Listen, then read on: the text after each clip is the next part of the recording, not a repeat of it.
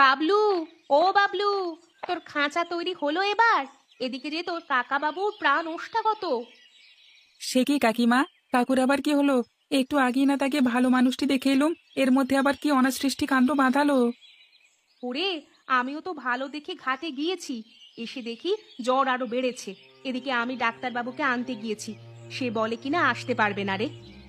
কেন আসতে পারবে না কেন? বললে পাশের গায়ে নাকি রোগী দেখতে যাবে, সেখানে ভিজিট 50 টাকা।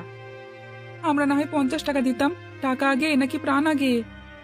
সে কথা আমিও বলেছিলাম বাপু, কিন্তু মুখের ওপর আমায় না করে দিলে।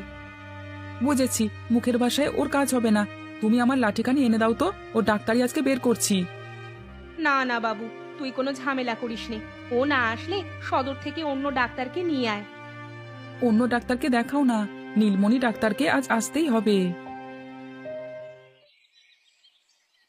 দেখি হাঁ করো তো, জিভটা দেখি। আহ জন্ডিসের লক্ষণ। হাত মুখ হলুদ হয়ে গেছে। আমি ওষুধ দিয়ে দিচ্ছি, 7 দিন খেয়ে দেখো। না সারলে অন্য ওষুধ দেবো, কেমন? কত হয়েছে ডাক্তার? 30 টাকা। তোমার কাছে গতবারে 20 টাকা পাবো, দুটো একসাথে দিয়ে দাও।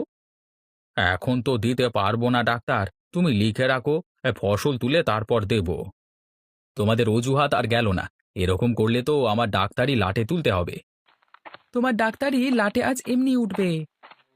সে কি বাবলু, তুই কেন? কাকার জ্বর সারে না কেন? তা আমি কি করে বলবো? আমি তো তোর কাকুকে ওষুধ দিয়েছি, এখন সেগুলো খেয়ে যদি সে সুস্থ না হয় তাহলে তা কি আমার দোষ? একদমই না। ছাই দিচ্ছ? পচা ইট ময়দার গুঁড়োতে ওষুধ ভালো হয়? কি কি বললি পাজি ছোড়া?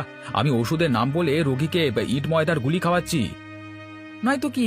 তোমার ওসব ওষুধের উপকরণ আমি জানি ডাক্তার, নেহাত ভালো মানুষ দেখে কাউকে বলি না। আমার ওষুধের উপকরণ জানিস? তবে নিতে আসিস কেন রে? তোর কাকাকে নিজে গিয়েই বানিয়ে খাওয়া না। যে ওষুধ তোমার হাতে খেলে ভালো হয় না, তা কি আমার হাতে বানিয়ে খেলে ভালো হবে? এসব তোমার ভণ্ডামি ডাক্তার। কি? আমি ভণ্ড? তোমরা শুনলে এই ছোড়া আমাকে কিভাবে অপমান করলো? হ্যাঁ রে, সত্যি কথা বললি অপমান হয়ে গেছে না?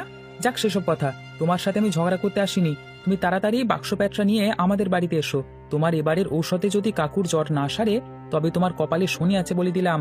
এই সাজানো গোছানো ওষুধের শিশুগুলোর একটিও কিন্তু আস্ত রাখবো না। আমার লাঠির আঘাতে সবগুলো আলমারি ভেঙে দিয়ে যাব। তোমরা দেখলে সেদিনের ছোড়া হয়ে কিভাবে শাঁসিয়ে গেল। আমি নাকি ওষুধ নিয়ে বাড়ি যাব। তাই তো শুনলাম। আর ডাক্তারবাবু, আর বিলম্ব করো না, ভালো ওষুধ লোকানো টোকানো যা আছে তাই নিয়ে যাও। ওই ছেলেটি বড় ভালো নয়, যা বলে গেছে তাই করবে।